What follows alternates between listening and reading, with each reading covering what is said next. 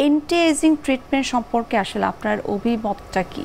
Anti ageing হলো যে ageing gracefully, আর এর সাথে তো আমাদের মানে পরিবর্তন আসে, চেঞ্জেস আসে, সেটা আমাদের ইন্টারনালি, এক্সটার্নালি, এবং এক্সটার্নালিতে যেটা আসে সেটা আমাদের স্কিন এবং হেয়ারে আসে। সে কারণে আমরা বলি যে ageing gracefully but embracing smart solution. আচ্ছা, মানে আমরা চেঞ্জগুলোকে অ্যাভয়েড করব না।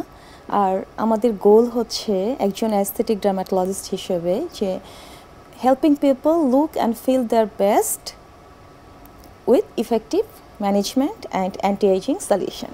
আচ্ছা, সো খুব চমৎকার করে আপনি বললেন, এটা তো আমাদের একটা ন্যাচারাল একটা প্রসেস, এটাকে তো আমরা ইগনোর করতে পারবো না, অ্যাভয়েড করতে পারবো না। বাট যেমনটা আপনারা ডার্মাটোলজিস্টরা বলে থাকেন যে কেন আমার মুখে কবে রিঙ্কেলস পড়বে, আমার ফাইন লাইন্স পড়বে, সেটার জন্য আমি ওয়েট করবো, দেন আমি আমার ট্রিটমেন্ট শুরু করবো। এই ক্ষেত্রে আপনার কাছে একটু জানতে চাই যে অ্যান্টি এজিং প্রসেসের ক্ষেত্রে বা ট্রিটমেন্টের জন্য আসলে আপনারা কি কি করে থাকেন বা কি কি ট্রিটমেন্ট রয়েছে এটার জন্য?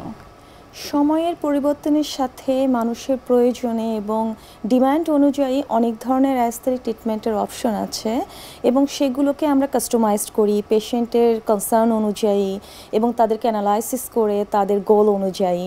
এবং এটি একটা হয় কি যে ডক্টর পেশেন্ট রিলেশনশিপ, এবং তারপরে আমরা একটা ডিসিশনে চলে আসি। তো সলিউশনগুলোর মধ্যে যে ট্রিটমেন্ট অপশনগুলো আছে, কখনো আমরা এগুলো একটি ট্রিটমেন্টও ইমপ্লিমেন্ট করি, আবার কখনো কম্বিনেশন ট্রিটমেন্ট, সব কিছুই কনসার্ন অনুযায়ী। আর ট্রিটমেন্ট অপশনের মাঝে কিছু আছে ইনভ্যাসিভ, কিছু নন ইনভ্যাসিভ। নন ইনভ্যাসিভ হচ্ছে নন ইনজেক্টেবল, আর ইনভ্যাসিভ হচ্ছে ইনজেক্টেবল।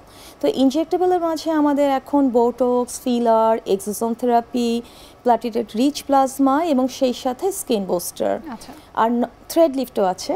আর নন ইনজেক্টেবলে যদি আসি, সেখানে আমাদের ফেশিয়াল কিন্তু এখন মেশিন, ডিভাইস এবং সলিউশন ওরিয়েন্টেড।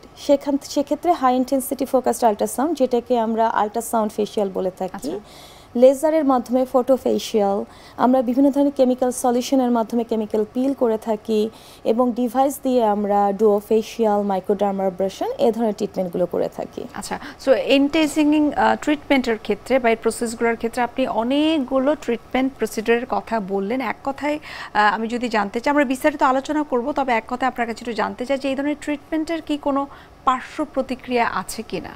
ট্রিটমেন্টের ক্ষেত্রে আমি তিনটি জিনিস সবসময় ফোকাস করি, যে আমাদের দর্শক বা আমাদের পেশেন্টরা যখন চুজ করবেন স্কিল প্রফেশনাল, আর যে জায়গার প্রতিষ্ঠানে যাচ্ছেন সেটি কতখানি অথেন্টিক।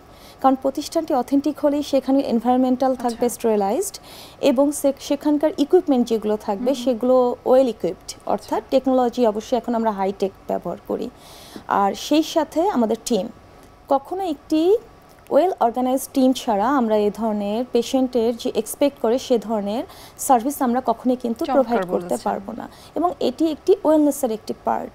আর ট্রিটমেন্টের যতগুলো অপশন আমি বলেছি, এর মধ্যে তো কিছু আছে হাইট, ডিমান্ড, এবং কিছু আছে যে আমরা পেশেন্টের প্রয়োজন অনুযায়ী তাদেরকে সেটিকে আমরা ইমপ্লিমেন্ট করে থাকি। এই ঈদে জামা জুতো অ্যাক্সেসরিজের ডিসকাউন্ট